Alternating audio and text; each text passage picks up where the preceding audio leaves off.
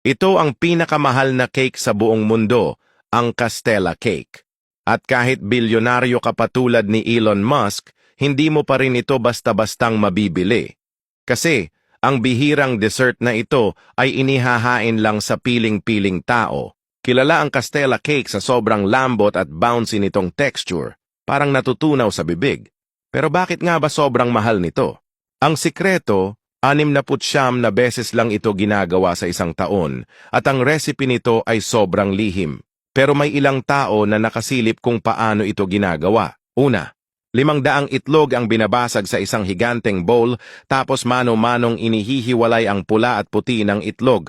Ang puti ng itlog ay nilalagay sa isang industrial mixer kasama ng asin, asukal at baking powder hanggang maging fluffy foam.